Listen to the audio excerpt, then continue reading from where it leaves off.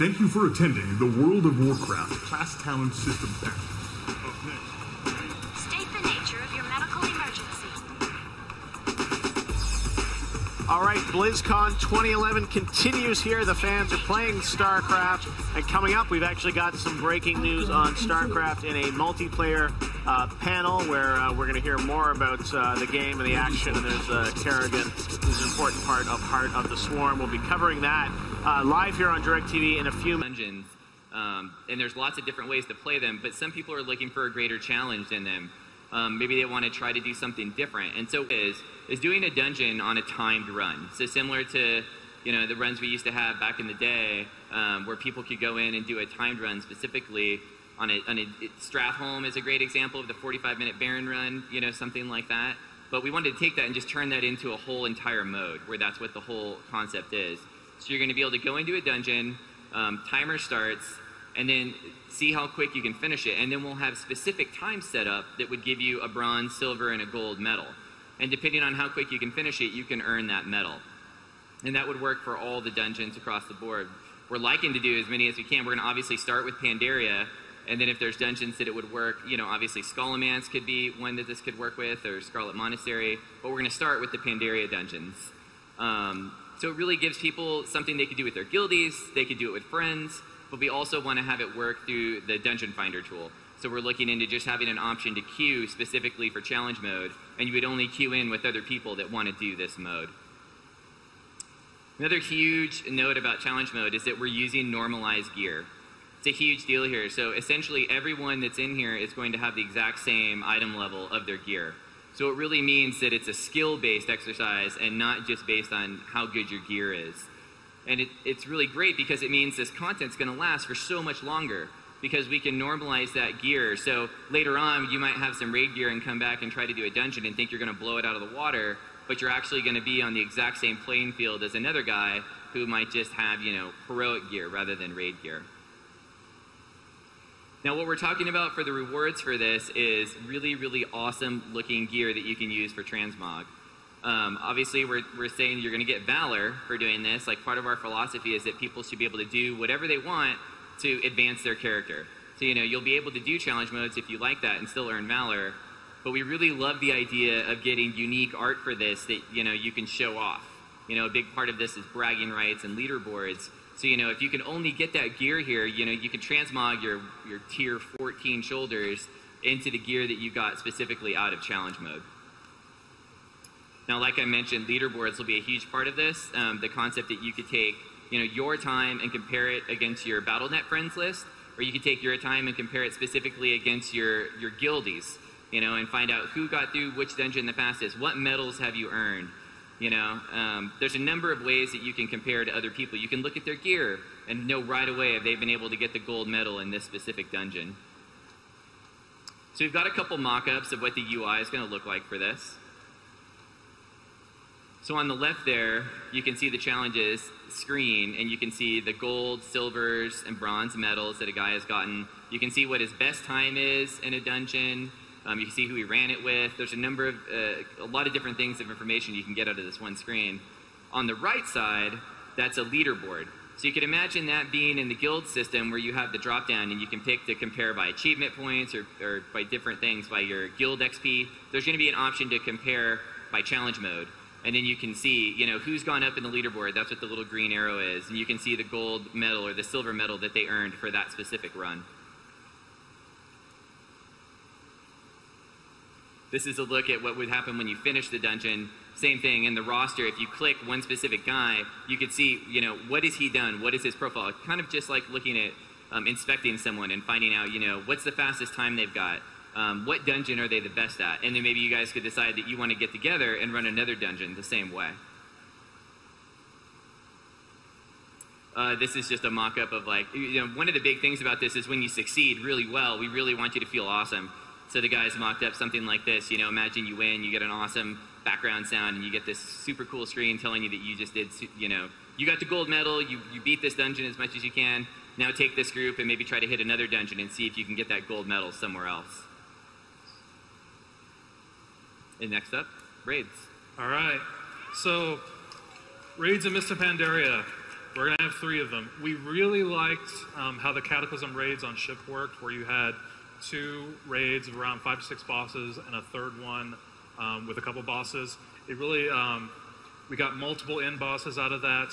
We got, multiple times during a week, you would get that really nice, exhilarating feeling of, yeah, I beat this entire raid. So we really like that, and we're going to go with that kind of philosophy again.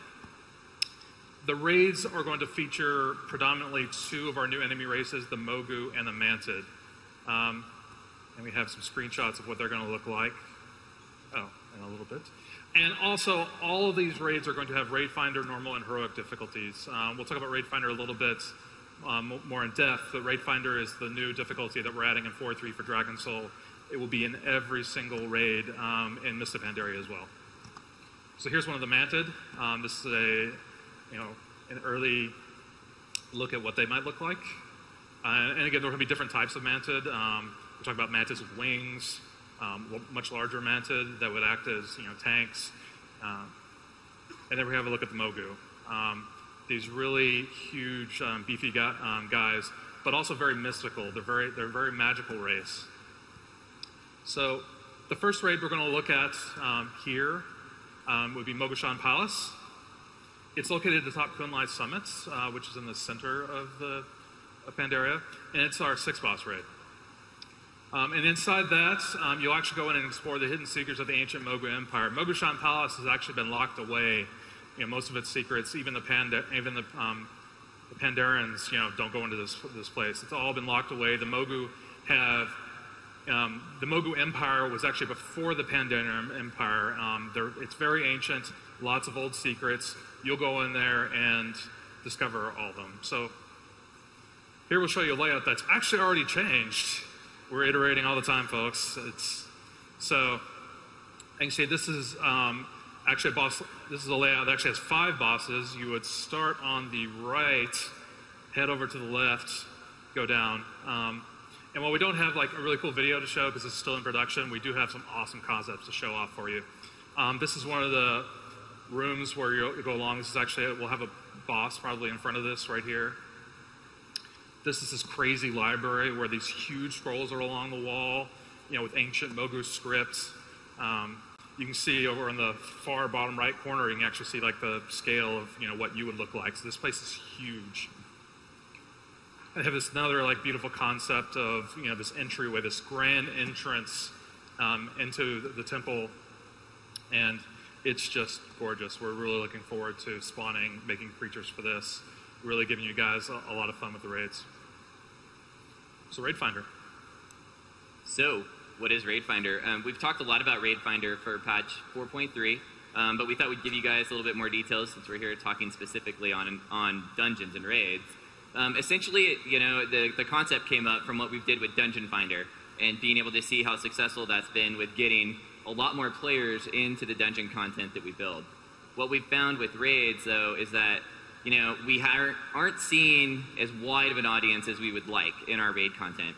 We spend a lot of time on the raid content, and it's also just got some of our coolest fights, some of our best creatures, and we really feel like everyone should have a chance to see that content. It's one of the main reasons we decided to get it in with patch 4.3 instead of waiting until Mist of Pandaria, because being able to fight Deathwing in the Dragon Soul raid, we just thought, what better place to put it in so that as many people as possible could get a chance to experience that fight and be able to finally put down Deathwing for good. Now, what we're doing with it specifically is a lower difficulty level than normal difficulty. And that doesn't mean that we're just going to go in and tune the hit points down a little bit, and we're going to go in and tune their damage down, 20 or 30%. Instead, we're actually going to go in and look at the mechanics, see how complicated they feel, talk about could a group of 25 people that haven't played together before be able to figure this out, and actually build something that works for them. If we took the shortcut route about just, literally just changing numbers, that's still not going to tune down the complexity of the fight. Yes, it might make it easier, but then you're not going to know why you beat it. You're not going to actually pick up on those mechanics. So we're actually going to go in and make sure that these fights feel right for this difficulty level. Like I mentioned, this is going to be in patch 4.3 with Dragon Soul, but in 5.0, Mist of Pandaria, it's actually going to be for every single dungeon on launch. So it's really going to be cool because starting out early on in the expansion, so many people are going to have more access to more content. You're not necessarily going to be done when you finish, heroic dungeons, and maybe you've done challenge modes, and now you feel like you're ready, but you don't necessarily have a group to raid with. Being able to use Raid Finder as a way to get in really quickly. Now, on the opposite side for Raid Finder, we've also made sure that the loot and the rewards that you get from it feel appropriate to that level of player that's doing it. So for instance, you're not going to be able to get vanity items out of the normal Raid Finder, things like mounts that would drop off the final boss. We keep those in normal or heroic. Things like achievements for specific bosses are going to end up staying in the normal and heroic. We will have an achievement that says you've done Raid Finder, but that would probably be it. And then all the rest of our achievements would end up staying in the normal and heroic modes.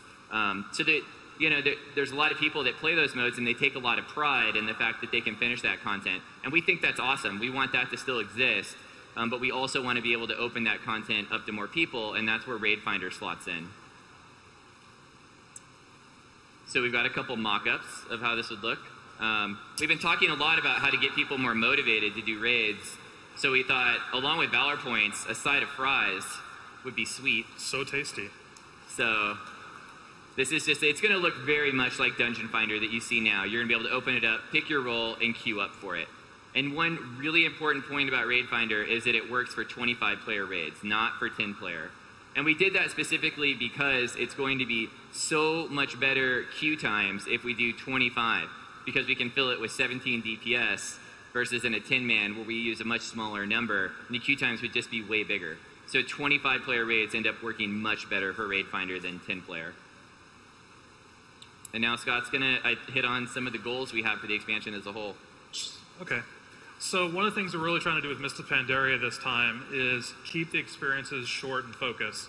A few of the dungeons in Cataclysm actually got away from us. Hall's Origination had 7 bosses. That takes a while to get through. Dead Mines had 6 bosses. That took a long time to get through. We actually had to go back in and hotfix some of the trash out to try to keep it a bit more focused. Because again, we want you to be able to not just like make it so where at the end, for a night you're like, oh, I'll do a dungeon. These things should be short enough so you actually like want to do a couple dungeons, or a dungeon plus some dailies, a dungeon plus some pet battles, a dungeon plus some battlegrounds.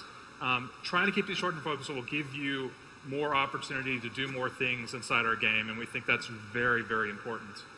Another one that we'll talk about together is need to make the encounters understandable so we don't set up groups to fail. We released Dungeon Journal. One of the main reasons for that was trying to make it so where you get into a group, you're going along, you like get into a boss fight, all of a sudden you're all dead, and you're like, what just happened? And then the healer gets blamed, and then afterwards you're like, oh, I guess I can look in Dungeon Journal and see what's happening there. The Dungeon Journal is great for that, but what we really need to do as designers make sure is that visually you understand what's going on, that we telegraph these abilities so you aren't, out of the blue hit by something really deadly. It's something we're really going to try to focus on, making all of the encounters super understandable. Because I just mentioned like how bad it was if you don't understand like why you all died or why you all failed. Bad if you go into an encounter, go in, everyone goes, oh, we just got this, and you go in, you fight, and you win, you're like, well, what just happened? I don't know, but we won. Okay, that's pretty bad too, because that means you didn't actually like understand what the game mechanics were. There wasn't any enough gameplay there. We put in abilities that, hey, if there's a big damage spike for a tank, use your shield wall type ability. Things like that. If you can just ignore those kinds of things, then, and if you don't understand them, that makes for not as much fun. And that's what we're really trying to hit for, is upping the fun quotient of the dungeons. Another thing we're really like talking about is flexing our creative kung fu. This expansion is awesome for us.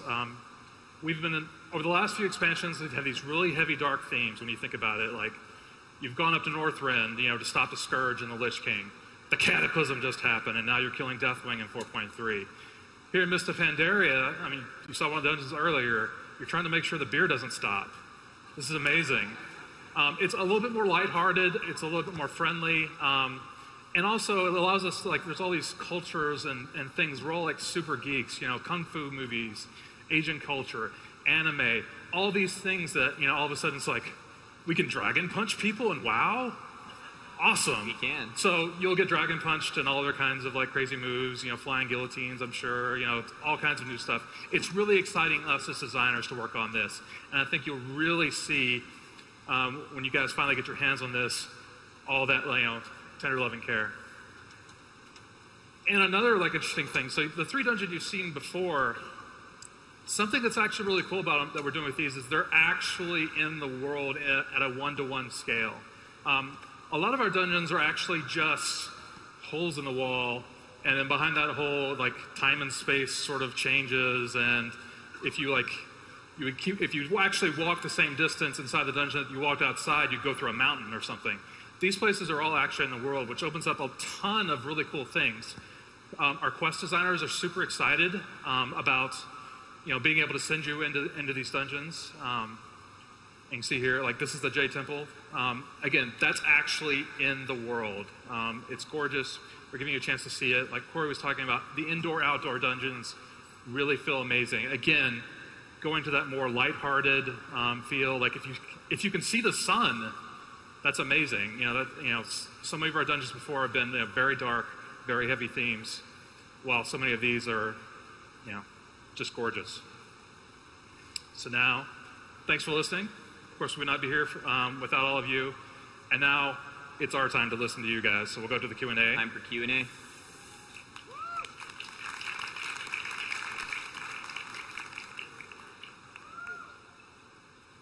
There's a line happening somewhere there. I think it's here. There it is. Ah.